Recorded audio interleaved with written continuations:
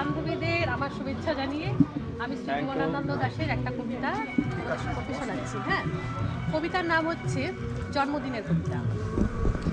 আগে আগে আগে আগে যা হবার হয়েছে, এবারে আমি মাটির প্রদীপ হয়ে জন্মালাম দেবারে, কুচো মোমবাতি হয়ে জন্মালাম, ফুল ঝুড়ি ধরিয়ে দিলাম ছোট ছোট বাচ্চার হাতে, রং মশাল ধরিয়ে দিলাম মাটি থেকে 7 তালা 10 তালা পারব।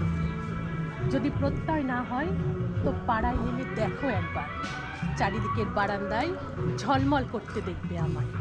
নয়তো যে কোনো একটা বাড়ির ছাদে উঠে গিয়ে মাথার উপরটায় তাকাও একবার, নিজের চোখেই দেখবে আমাকে হাতে নিয়ে একটা মেয়ে তারার পর তারা জ্বালিয়ে কেমন সন্ধে দিয়ে যাচ্ছে। নমস্কার।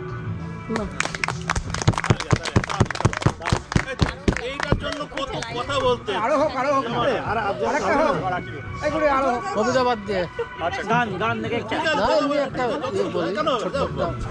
ছড়া বলবো। বর্তমান পরিস্থিতির উপর একটি কথা বললি, সবাই না কবিতা বাদ আছে কেন? না না হোক না, ও যেটা বলতে চাইছে বলুক না, ওটা প্রিপারেশন করে এসছে ও। Action action. এই চুপচাপ চলো।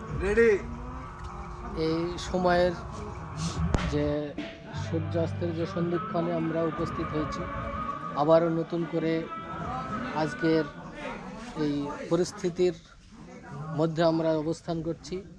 এই পরিস্থিতিতে সকল বন্ধু বান্ধবীদেরকে শুভেচ্ছা ভালোবাসা জানিয়ে দু একটি কথা বলছি। আজকে আমরা একটা স্টুডেন্ট লাইফ থেকে বাচ্চা থেকে বড় হয়ে এখন আমরা অভিভাবকের ভূমিকা পালন করতে চলেছি। দেশের এমন একটা অবক্ষয়ের পরিস্থিতিতে আমরা সকলেই আজকে সমস্ত কিছু বাধা বিঘ্ন ভুলে গিয়ে সকলের সঙ্গে মিশে গিয়েছি। আমরা আগামী দিনে আমাদের বাচ্চাদেরকে, আমাদের ছেলেপেলেদেরকে কিভাবে মানুষ করব, এই চিন্তা ভাবনায় আমরা নিমজ্জিত। আমাদের কিভাবে তাদেরকে অ্যাডভাইস দেব, তাদেরকে আগামী দিনে কিভাবে অ্যাভলিউশন করাবো, তাদের শিক্ষা ব্যবস্থা কিভাবে আমরা করব, এই একটা পরিস্থিতিতে আমরা অবস্থান করছি। আমরা এখন সকলেই, আমাদের বন্ধু বান্ধব সকলে এখন আমরা অভিভাবকের ভূমিকায় অবস্থান করছি। তাই আমি বলতে চাই সকল বন্ধু বান্ধবীকে যে আগামী দিনে যেন আমরা কোনো সময় যত খারাপ পরিস্থিতি আসুক তার মোকাবেলা করার জন্য আমরা যেন প্রস্তুত থাকি। কারণ বিভিন্ন সময় থেকে আজকে ভাইয়ের সঙ্গে পৃথক করে দেওয়ার যে অপচেষ্টা, আমাদের যে জাতিগত একটা বিভাজনের সৃষ্টি করার যে অপচেষ্টা, সেখান থেকে যেন আমরা আরও ঊর্ধ্বে এসে আমাদের বাচ্চাদেরকে যেন আমরা বলতে পারি যে আমরা সকলে সমান এবং সকলে আমরা ভাই। আজকে যে পরিস্থিতির সম্মুখীন আমরা হয়েছি, সত্যি এটা বলার অপেক্ষা রাখে না, এটা অতি বাস্তব, এটা অস্বীকার করার কোনো জায়গা নেই যে বিভাজনের পরিস্থিতিতে আমরা অবস্থান করছি। সেখান থেকে আমাদেরকে অনেকটা উচ্চতে নিয়ে যেতে হবে আমাদের ছেলে মেয়েদের। এবং আমাদের সেই জন্যেই আমাদের বন্ধুবান্ধবদের সামনে এটাই উপস্থাপন করার একটা খুব মুখ্যম সময় আমি অনুভব করলাম।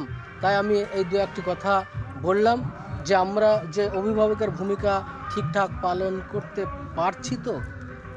ধন্যবাদ। আর নেক্সট কে আছে? আমি লাস্টে করছি। ইমদাদুল কিছু বলো কি আছে নতুন তো, তুমি বলো। এই বসো, আরেকটু বলো, আবার বলো না। কোথাও কিছু লেখা কারণ আছে? মানে কার কিছু ট্যালেন্ট থাকলে দেখাতে পারো। এটা যে বলবে তা কি করবি বল। না আমি এটা তুই বল, আমি ওকে দিতে যাই। না, অবশ্যই কি ট্যালেন্ট মন দিয়ে শুনতে ইচ্ছা করবে। উষা যদি কিছু বলো, কোষা চাল্লা কিছু করো। এই ওই লিস্টটা দে না। এই অরিনা এই ওকে লিস্টটা দে না, এটা উষার কাছে কিছু শুনবে না। ওকে এই বলো এই বক্তৃতা অপরাজিতা বললো, তুমি বলো, আখিরুল বললো, তোমরা দুজনে একদম মানিক জোর সে বললো, তুমি বাচ্চা বলো। না, কিন্তু ভালো হয়েছে পরিস্থিতিটা। হ্যাঁ, যাই আগামী দিনে বলো। পিকনিকটা নিয়েই কিছু বলো, যাই? হ্যাঁ যাই, চলো। তাৎক্ষণিক বক্তৃতা হোক ইয়ে হোক, কত নাম আছে সেটা কি সবাই এই জানে? না, এখানে বলতে দে খুঁজতে না। গেলে এরকম কতজনের নাম বেরিয়ে আসবে? একদম। কত নাম আছে বলো, তাই না? এসব গোপনীয় গল্প তুমি এই চুপ করো। নাও। বলো বলো ডিস্টার্ব করি না বল বলো কি বলবো বলো, কি আছে দেখছি না বলা বলতে। নেক্সট কে আছে তাহলে ছেড়ে দাও আমাদের বয়েজ কেউ লাগিয়ে স্বাগত স্বাগত কিছু বলবে? মশিবুর তো মশিবুর বলে, মশিবুরে বলা উচিত। মশিবুর এসো, মশিবুর বলা উচিত, মশিবুর আয় ভাই, আয় আয় আয়, দু কথা বল। পিকনিকের অভিজ্ঞতা সম্পর্কে